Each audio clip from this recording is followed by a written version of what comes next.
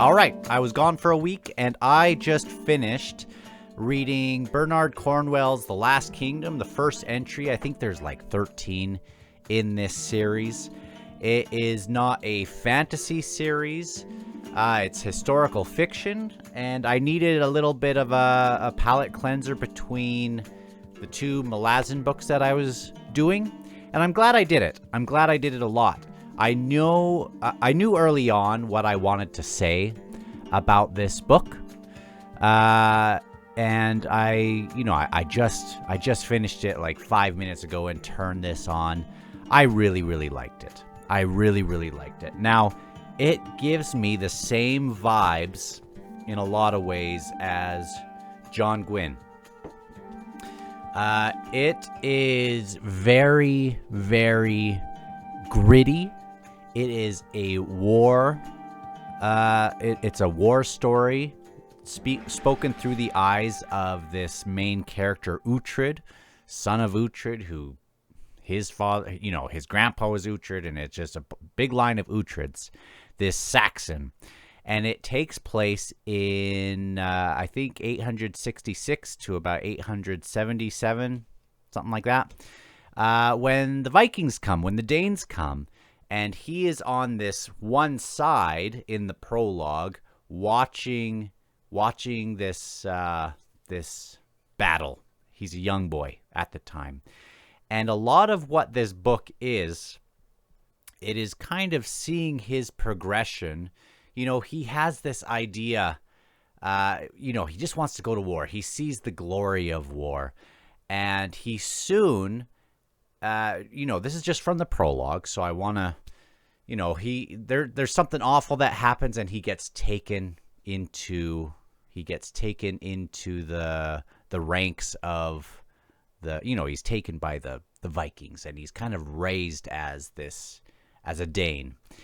And, as the book goes on, you can tell that really he has almost this heart of a Dane, a heart of a Viking. And there's constantly this sort of clash of ideas between, his Christian sort of ancestry, even though he wasn't super into that. He was kind of, he had these priests, this main priest who was trying to kind of help him out, teach him to read, and he doesn't really want to do that. And now he's having much more fun as a Viking, this English-born Viking. And it's interesting to see kind of that take place as he is seeing the invasion of England through the eyes of a Viking now. Well, you know what I mean. And this book is a lot about loyalty, because he does have some loyalties on both sides. He makes friends with these Vikings and sees them as, he feels like he's one of them, but also he has these other roots. And it's interesting to see that. Now, the reason I say that it has the same vibe as John Gwynne, in a couple reasons. The first one is the close quarter combat in this is amazing. John Gwynne has my favorite battle sequences because, I like fantasy, but I don't always like the explosiveness of it. As far as visual, just excitement, it is awesome. That I love Malazan's big sequences. But I like a gritty sword and shield sort of thing as well, and I don't even need the magic to be a part of it. But it is lacking a little bit if you kind of are used to that sort of thing. So if you like that sword and gritty sort of thing, The Faithful and the Fallen is amazing. Now, they both do great battle sequences in that close quarter way. The other reason why I think it is very much like John Gwynne, and I think that they both kind of resonate the same, is it has this constant family sort of tie to it, like doing this for my family, doing this for the lost ones in my family, or the ones that I love. And and it really has that connection. When people die in both of these series, it is a gut punch to me, unlike any other series. I love Malazan. It might be my favorite series in a lot of ways because of the lessons and the themes and the connotations and a lot of these characters I love. But very rarely in that series, as opposed to this series, The Faithful and the Fallen, and a little bit with this one, you know, at the start of the first book in The Faithful, you know, I'm talking about both, but you just gotta. I remember there are some moments, and it happened even in the first book, where I thought I was audibly going, no, no, no, no, no, no, no, no, no, no, no, no. Because I could tell that the author was about to do some awful things to some of my favorite characters, and he didn't let up. And that happened a little bit here, where I kind of stopped and thought, oh, no, no, no, no, no, don't do this. Don't do this. So in that way, I really, really loved both of these. It had that emotional impact for me that has, I don't know what it is about this glory of battle sort of thing, even though it's the grit and the realism and the way that is not glory filled.